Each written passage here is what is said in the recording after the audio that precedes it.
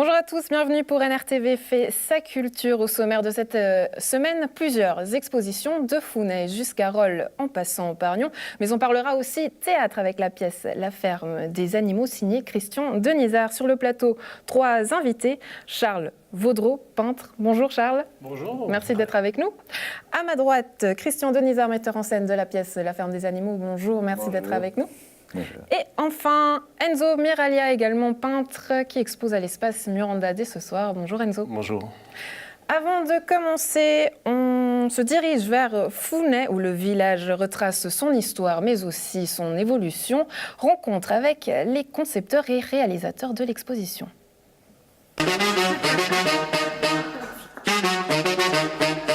À l'origine, c'est la commune de Founet qui désirait faire une exposition historique depuis maintenant quelques années, 4-5 ans. Et de fil en aiguille, on en discutait. Nous, comme on est de Founet, on participe aux sociétés locales, on est là lors des événements. Et ils ont appris qu'on avait cette possibilité au sein de notre entreprise de pouvoir créer des espaces et puis des expositions. Après, elle nous a donné carte blanche et on a travaillé pendant plus de 6 mois à récolter des informations chez les gens. Donc on a été à la rencontre des habitants. On a épluché les archives communales avec l'archiviste et dessiné tout le concept scénographique.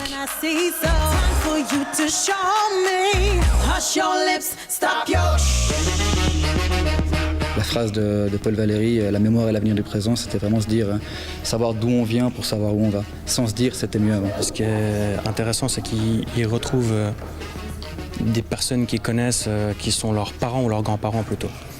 Donc ils essaient de comparer la vie de personnes plus âgées avec ce qu'eux ils ont pu vécu. Oui, ça fait écho. La structure du village, les sociétés locales, l'animation du village, elle est pas la même, elle a évolué, mais elle n'a pas été révolutionnée. Donc il y a beaucoup de choses qui sont restées semblables. Don't tell me that you understand it. Don't tell me that I'm too demanding. I need you to show me you're taking this too slowly. Ce qui est impressionnant, c'est qu'on peut se rendre compte visuellement de la courbe de cette évolution de la population et pour un petit village comme Founet. Un film de 38 qui retrace le parcours de la maison à l'école de Founet de 2 enfants en 1938. Et ça, c'est un document qui est exceptionnel par rapport à sa rareté. 4 photos qui sont emblématiques du centre de Founet. Et on a recréé le même point de vue aujourd'hui pour constater les différences. Et ce qui est intéressant, c'est qu'on voit que ça a été modernisé, retapé, mais on reconnaît tout à fait les endroits 100 ans plus tard. Les sociétés locales, c'était également un passage obligé. C'est ce qui fait vivre l'activité, les manifestations du village. Et encore une fois, ça permet aux gens de pouvoir se reconnaître, de voir des événements qu'ils ont vécus il y a de ça 50, 60, 20, 30 ans. Effectivement, si d'autres communes peuvent être intéressées par ce projet et voient le résultat et c'est quelque chose qui peut leur correspondre et les convaincre, nous, ça serait franchement très très intéressant de pouvoir poursuivre ce genre de projet. Une belle brochette de comédiens romans s'apprête à jouer Le bestiaire d'Orwell, La ferme des animaux. Christian Denisard, paraît que c'est une pièce qui vous hantait quelque part dans le coin de la tête. Pourquoi ? C'est lors de ma précédente pièce qui s'appelait, une des précédentes pièces qui s'appelait L'Arche par 8 heures et puis qui décrivait l'histoire de pingouins qui se retrouvaient dans une situation catastrophique, un cataclysme, c'est-à-dire le déluge, et puis qui s'en sortaient grâce à la solidarité, grâce à l'amour. Pendant qu'on faisait cette pièce, je pensais vraiment beaucoup à La ferme des animaux parce que je me disais que c'était une situation inverse, c'est-à-dire que c'est l'histoire d'animaux qui, au contraire, se retrouvent dans une situation merveilleuse, c'est-à-dire qu'ils recouvrent la liberté, ils arrivent à chasser l'homme de leur ferme, et puis ils se retrouvent à la tête d'un petit paradis, et ils vont le transformer en enfer à cause du goût du pouvoir, de la trahison, de la cupidité, de beaucoup de choses comme ça. Donc je trouvais que c'était un petit peu le pendant sombre de cette autre pièce. Et puis bon, c'est un livre que j'ai lu il y a peut-être 25-30 ans, comme ça, adolescent. Et puis à l'époque, je me souviens que La ferme des animaux, c'était montré comme une parabole de dictature. Bon, à la base, c'est une parabole du stalinisme, mais que nous, on continue à l'étudier pour qu'on comprenne en fait les notions de dictature. Et puis, Mais pourquoi vous avez voulu vous affranchir justement de ces notions du communisme? C'est quelque chose que vous avez voulu dépasser? Comment dire, du propos d'Orwell sur le stalinisme, pas vraiment communisme, hein, parce qu'Orwell est resté communiste toute sa vie. Mais par contre, des dérives du stalinisme, effectivement, je m'en suis affranchi, parce que j'ai l'impression qu'aujourd'hui, cette histoire, elle raconte des choses qui sont beaucoup plus proches de nous. C'est-à-dire que je pense qu'en montrant comment on réécrit l'histoire, comment on fausse... on fausse les idées des gens en leur communiquant dans la manière dont leur communiquent les choses, en essayant de bêtifier une masse qui soit beaucoup plus contrôlable. Eh ben, je trouve que ça décrit beaucoup plus ce qui est en train de se passer ici, aujourd'hui, dans nos sociétés démocratiques, et que voilà, le monde est devenu plus orwellien, et que du coup ce livre décrit plus quelque chose qui est proche de nous, dans lequel on vit, que forcément la Corée du Nord ou des choses comme ça. Et communiquer tout ça par l'art? Ah ben ça c'est ça c'est le plaisir. C'est-à-dire que Orwell, par exemple, il en a fait un conte.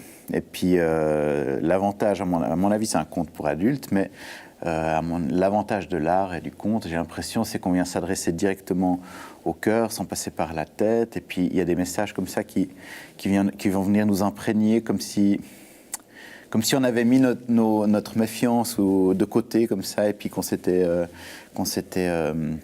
adressé de manière plus profonde directement. Donc je pense que je fais pas des spectacles politiques, mais j'ai l'impression que il y a une... C'est quand même une touche de politique dans tout ça. Donc du coup, la manière d'apporter du bestiaire, peut-être aussi par les costumes, est-ce que ça permet aussi de désacraliser tout ça pour rendre cette approche plus abordable aujourd'hui à tout le monde? Je ne sais pas si c'est plus abordable, bien que j'ai vraiment envie que notre travail, mes pièces soient abordables, qu'elles soient destinées à tous. Mais j'ai l'impression surtout que ça permet d'endormir notre méfiance et puis de se faire... Donc ensuite de se faire plus facilement prendre par l'histoire, de moins forcément l'intellectualiser, par exemple. Ouais. Et bon, on ne souhaite pas vous endormir à la maison, mais justement pour vous donner un petit avant-goût avec... Endormir la méfiance. Hein. Endormir la méfiance, oui, tout à fait. On regarde un extrait.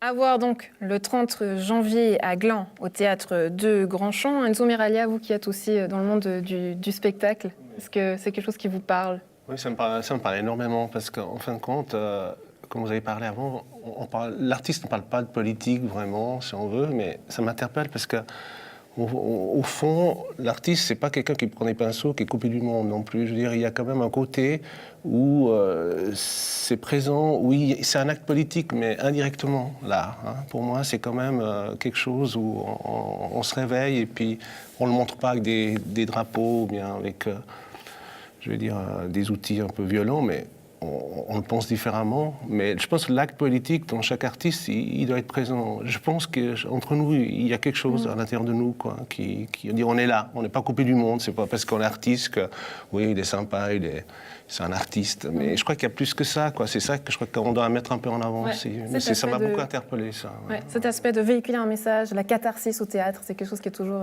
présent. Oui, oui. Ben, c'est vrai que, comme vous dites, quoi, ça vient toujours de quelque part. Ouais. Et puis, c'est peut-être le regard qui change. Ça permet d'avoir d'autres angles. Et je pense qu'il y a quelque chose d'instinctif là-dedans. C'est plus du ressenti. Enfin, en tout cas, ce qui me concerne, c'est plus du ressenti qu'une grande réflexion. Voilà. Autre grande réflexion peut-être, ou en tout cas essayer de l'apporter avec de la couleur et de la peinture. À partir de ce soir et jusqu'au 30 janvier, 3 artistes exposent à l'espace Muranda. Nous y étions lors des derniers préparatifs. Ces 10 ou 12 dernières années, en fait, je n'ai pas exposé. J'étais occupée à d'autres choses, notamment dans le domaine de la politique. Donc, ça y est, je m'y remets et je suis très contente de pouvoir exposer. C'est déjà mon père qui peignait. Et moi, je l'ai vu peindre. Et après avoir fini ma profession, je me suis lancée aussi petit à petit dans la peinture.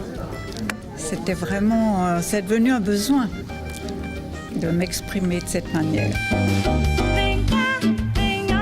Je peux prendre de l'acrylique, je peux prendre du synthétique, tout ça fait qu'il y aura des différentes matières qui vont se travailler et je joue avec. Et ça, c'est le plaisir. Il y a des sculptures qui sont en bronze et ça veut dire que l'original, enfin le travail se fait avec du plâtre. Donc le modèle, si vous voulez, est en plâtre, il est ensuite moulé et il est coulé en bronze. Et une autre partie des sculptures qui sont ici sont des sculptures en pierre. Donc là, la démarche est différente, c'est-à-dire c'est sculpté dans un bloc de pierre ou dans une pierre qui a déjà une certaine forme au départ et qui inspire peut-être pour la forme finale. Ce qui m'inspire souvent, c'est un geste d'un animal, une attitude et que je transcris, mais sans chercher à reproduire fidèlement le modèle de l'animal. Je change un peu de style à chaque exposition. Je ne sais pas d'avance ce que je vais faire comme tableau. Je démarre comme ça et je crée progressivement. C'est toujours une émotion, hein, une fois qu'on les a tous devant les yeux. Parce qu'on fait un tableau, on va le déposer dans un endroit, on va l'oublier pendant 2 ans. Et puis voilà, on ressort tout ça au moment où on décide de faire l'exposition. Et c'est les surprises. Voilà, et 2 peintres donc, sont avec nous sur le plateau, toujours Enzo Miraglia et Charles Vaudreau. Charles Vaudreau, on va vous donner la parole. Aujourd'hui, vous exposez à l'Office du tourisme à Rolle. Pour voir présenter ces œuvres au public, c'est important, c'est un passage important pour vous. Pourquoi ? Bien sûr, parce que vouloir toujours les garder à la maison, ça ne sert à rien du tout. Donc si on les fait, c'est des sujets qui nous ont marqués, et ça fait plaisir si d'autres personnes peuvent les voir. Donc aujourd'hui, faire de l'art pour vous, mais aussi le confronter au public. Enzo Miraglia, vous rejoignez ce point de vue ? Oui, je crois qu'il faut partager un peu ses émotions, oui, dans le sens où il y a un travail qui est fait, et puis je pense que c'est un aboutissement d'une période des fois qui est très longue, et puis il y a tous les sentiments à l'intérieur, puis je crois qu'il faut montrer ce qui on est, qu'est-ce qu'on fait, il faut pas le cacher, il faut y aller, et puis l'art, ça nous permet de le montrer. Ouais. Ouais. Aujourd'hui, vous vous rejoignez dans la peinture, mais pourtant vous avez une manière de le faire différente, d'un côté plus réaliste, de l'autre côté plus abstrait. Enzo Miraglia, vous, c'est l'abstrait. Pourquoi ? Parce qu'en fin de compte, vous avez parlé avant, c'est l'intuition, c'est le besoin, l'abstrait, parce que je travaille beaucoup au couteau aussi. Je crois que vous travaillez aussi beaucoup au couteau, à la spatule. Il y a le côté aussi un peu rageur à l'intérieur pour construire à la base. Et ensuite, il y a vraiment une construction qui se fait. Et puis, j'adore partir de rien, de ne pas savoir ce que je vais faire, et puis de construire gentiment là-dessus, la pensée qu'il y a avant la construction. C'est pas le tableau lui-même, j'ai l'impression que le tableau, c'est la finalité.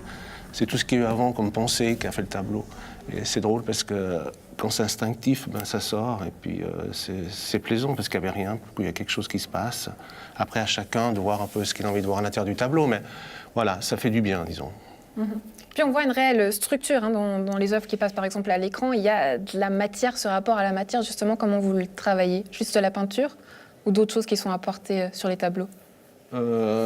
Non, ça se travaille vraiment, comme je disais, il y a une base qui se fait avec de la matière, c'est vraiment...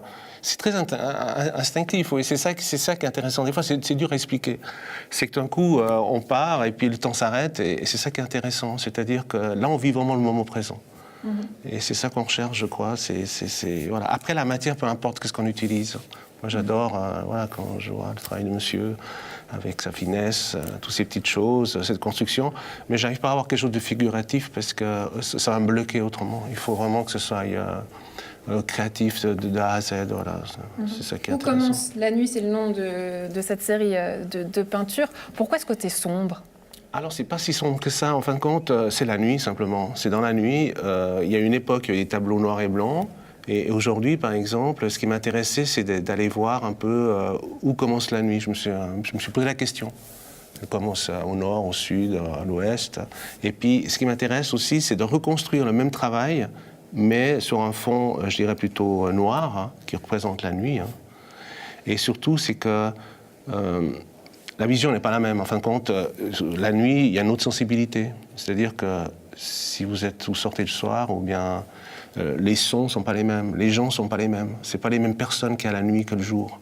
C'est-à-dire que c'est une autre communauté, c'est complètement différent. Ça ne s'arrête pas à 10 heures le soir, la vie. Et puis, c'est ça qui est intéressant, c'est d'aller voir ce qui se passe à l'intérieur. Et la construction est différente. C'est-à-dire, voilà, c'est la nuit, c'est pas si sombre. Charles Vaudrou, peut-être que vous allez rejoindre...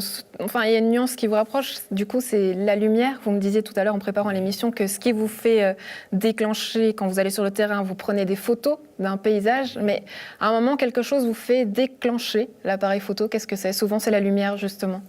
Alors, c'est la surprise du moment, parce qu'en se baladant, ben, tout d'un coup, on voit un sujet où on aura peut-être passé 20 ou 100 fois, mais cette fois, il y a une lumière spéciale et ça nous flash.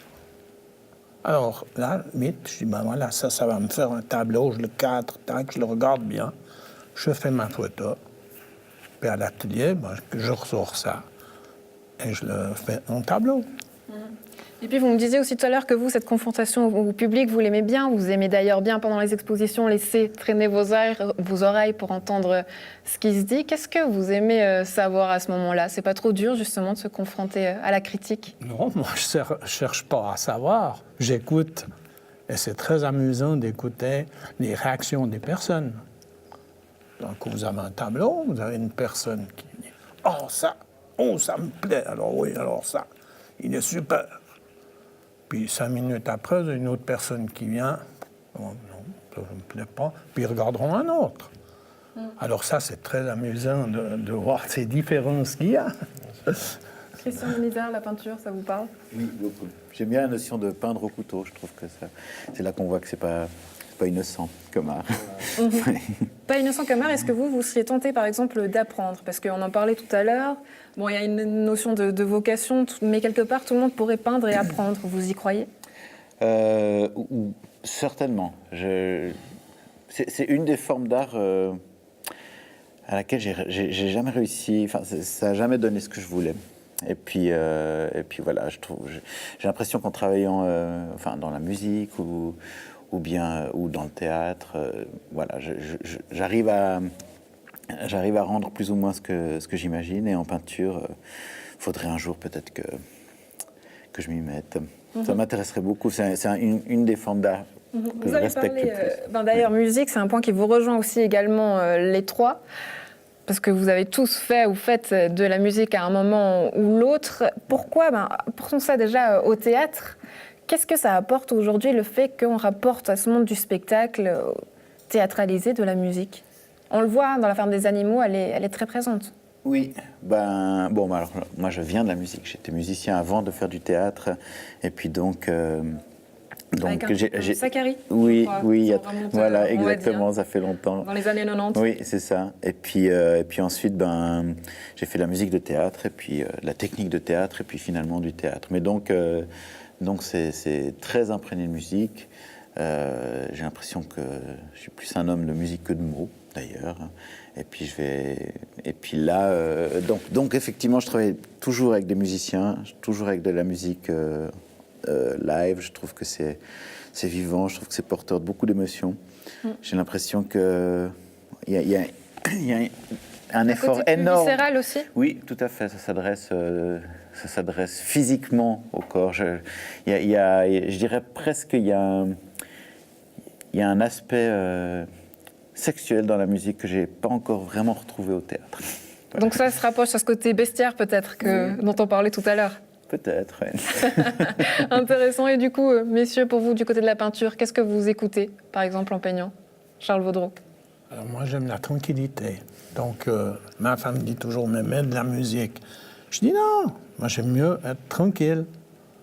Puis je pense à ce que je dois faire, je regarde, je me concentre, et voilà.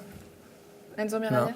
C'est des périodes. Moi, je suis très jazz à la base, mais quand j'ai peint toute une période, je crois que j'ai mis Aaron, le groupe Aaron, qui m'a stimulé dans le rythme de faire les choses. Et donc voilà, on termine sur une note musicale. On va peut-être rappeler les dates de tout le monde. Au théâtre de Grandchamp, le 30 janvier, la pièce La ferme des animaux. Du côté de Rolle, Charles Vaudreau avec son exposition à l'Office du tourisme. Et enfin, du côté de Nyon, à l'espace Muranda jusqu'au 23 février. Cette exposition de peinture et de sculpture à voir à Nyon. Merci d'avoir été avec nous. Une pause culturelle pendant 2 semaines, mais promis, on se retrouve très très vite. À très bientôt. Soyez sages.